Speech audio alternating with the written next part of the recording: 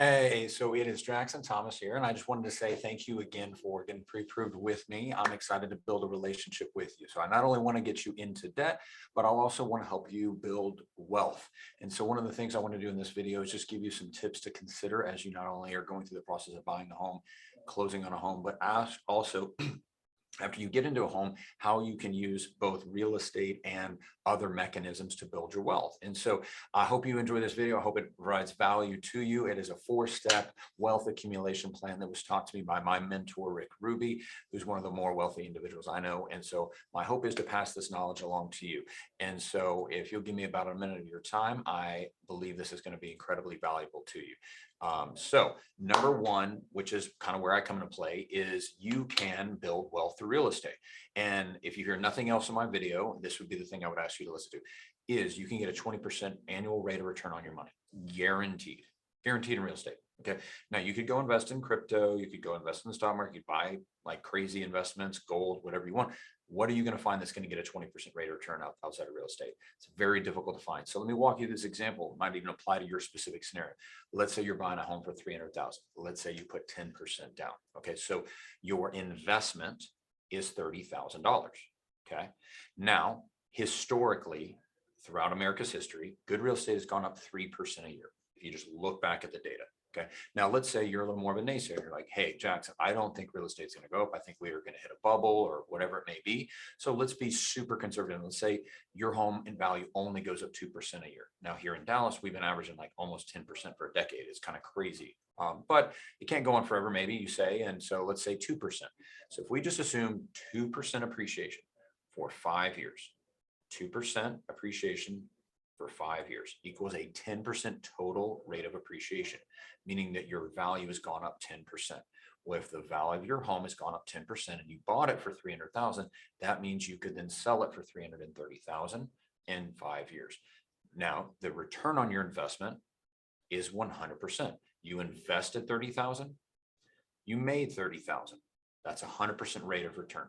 Now, maybe there's some other fees in there, but in terms of that would happen if you were buying stocks. There's fees on that too. There's taxes on that kind of stuff. So let's just talk about base ROI. Okay. Now, let's say you made a 100% rate of return over 5 years. Well, how much did you get each year? So AROI is your annual rate of return. We take a 100% your total rate of return on investment divided by 5 years, 20% return on your money. Now, the stock market does not do that. Find another investment that gets 20%, assuming like worst case. Okay. Now, if you're here in Dallas, I think you're going to probably do better than 2% appreciation. Let's say you do 4%. That means you're getting a 40% return on your money. Okay. Now, this gets even crazier if you're going with lower down payments because you're kind of leveraging money in these cases. So let's say you buy that same $300,000 house, but maybe you don't have perfect credit. Maybe you haven't saved up enough money. You may not get as great a terms on the loan in terms of the borrowing cost, but your actual ROI will be much higher. So you're going to invest the same 30,000, you get the same appreciation, 30,000, right? So 2% a year, but you invested a lot less, right? So you only invested $10,000, you got a $30,000 rate of return on your investment. Your actual annual rate of investment was 57%.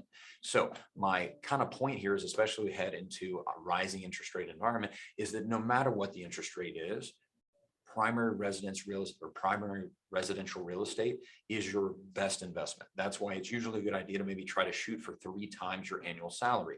Look back over the last 2 years, what have you averaged? Let's go for 3 times that. We can qualify you as a bank for that. And that also helps you maybe ride that wave of appreciation going up at a better rate than maybe buying a little bit lower. But again, it's ultimately whatever payment you're comfortable with, which I can help you with. So that is first step number 1. I'm going to spend most of my time there because that is where I'm an expert. Okay. Number 2, though, is I really want to encourage you to get to the 3 to 6 months emergency fund. Okay. So like as a banker, one of the things that we really care about is making sure not only do you have enough money for the closing costs and the down payment, but I also encourage people sometimes don't put 20% down, maybe put 15% down. We have a no monthly PMI program and save a little bit of money because there's typically, $5,000 to $7,000 in home improvements. Maybe all of a sudden you move in, you've got to do some type of repair on the house and you don't want to throw that onto a credit card. So having 3 to 6 months emergency fund is always a great recommendation. So try to save money, whether it's your tax return, pushing your budget to get to 15 to 20% savings each month to build up that emergency fund is a really strong, smart financial strategy. If you have not done that, maybe write that as your New Year's resolution or your goal this next year. So that's step number 2. Step number 3 is going to be maxing out your 401k and your IRA, depending on kind of what your employment status is. Okay. And then, so what we're going to do there is, here's an example, is if you max out, which in 2022, the max is 20,500. Okay. So looking at how much you can get to, that's the max allowed. The way I want you to look at this is a 401k is tax deferred. So you're reducing your taxable income by your tax bracket.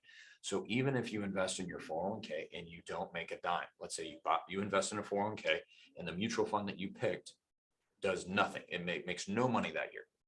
You still made a return on your investment by your tax bracket. So let's assume you get taxed at 25%. That's generally what it is. If you made, let's call it $100,000, right? You get to write off whatever you put into your 401k. So instead of being taxed on $100,000 in income, you get taxed on, let's say, let's say you put $5,000 in, you only get taxed on $95,000.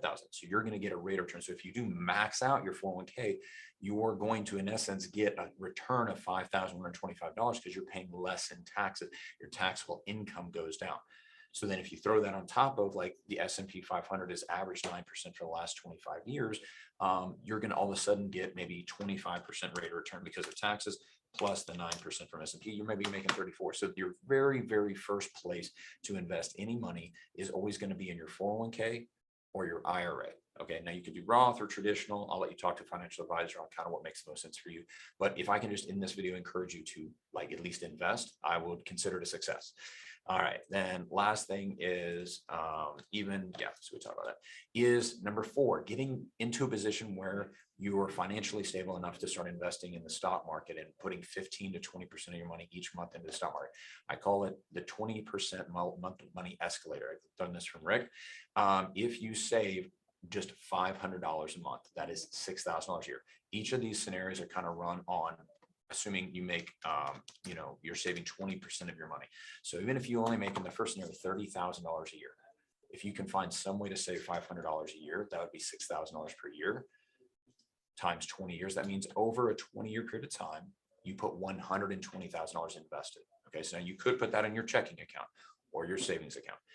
Okay, now you only make 0.5% on that money. So in 20 years, you're not going to have that much. So there's what's called a rule of 72. So if your savings rate on your checking account is 0.5% divided by 72 means 72 divided by 0.05 means it will take 1,400 years for you to double your money.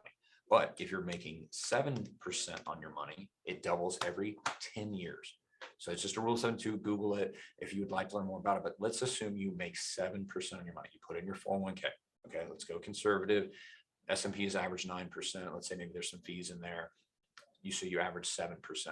In 20 years, if you make $30,000 a year and just invest $500 a month, you'll be half a millionaire.